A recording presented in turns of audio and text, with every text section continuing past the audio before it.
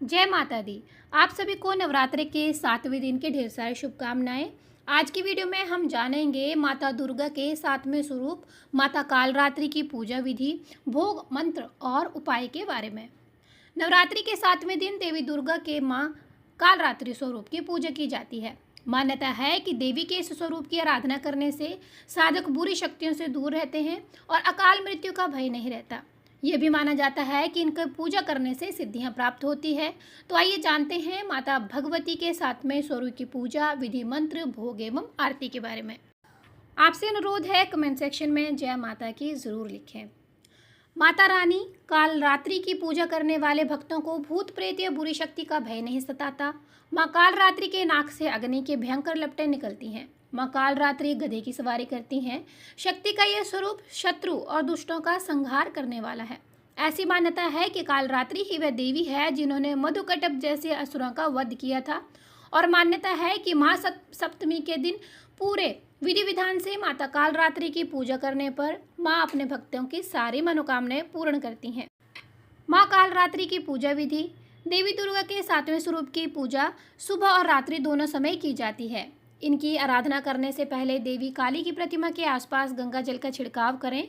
इसके बाद घी का दीपक जलाएं। माता कालरात्रि की पूजा विधि। नवरात्रि के 7वें दिन माता कालरात्रि की विधि विधान से पूजा अर्चना की जाती है। पूजा के समय माता को फूल, सिंदूर, कुमकुम, रोली इत्यादि चढ़ाएं।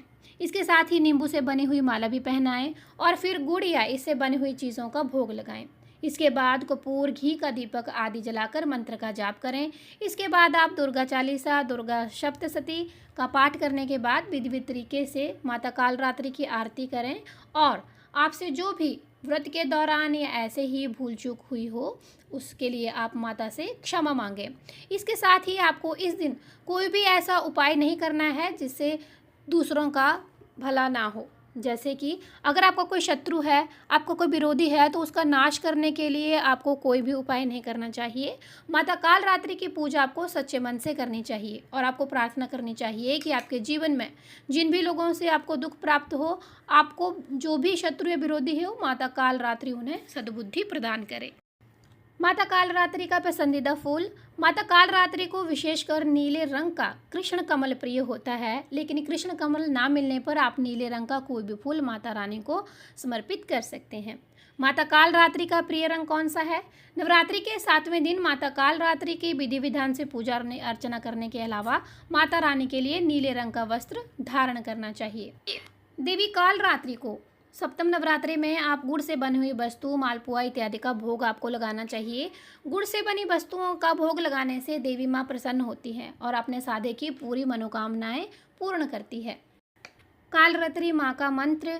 या देवी सर्वभूतेषु माँ कालरात्रि रूपेण संस्थिता नमस्तस्यै नमस्तस्यै नमस्तस्यै नमो नमः।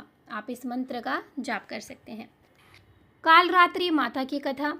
पौराणिक कथा के अनुसार शुंभ निशुंभ रक्तबीज नाम के असुरों में एक बार आतंक मचा रखा था। असुरों से परेशान होकर देवता भगवान शिव के पास पहुंचे।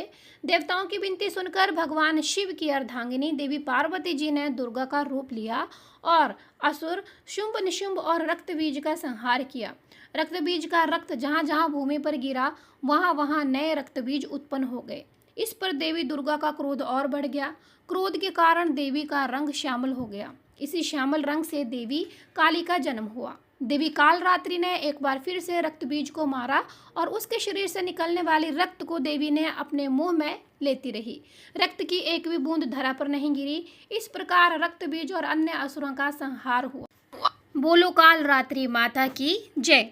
ये थी आज की वीडियो। अगर चैनल में दी गई जानकारी अच्छी लगे तो चैनल को ज़रूर सब्सक्राइब और शेयर कीजिएगा। हम मिलते हैं एक नई वीडियो के साथ। जय माता दी।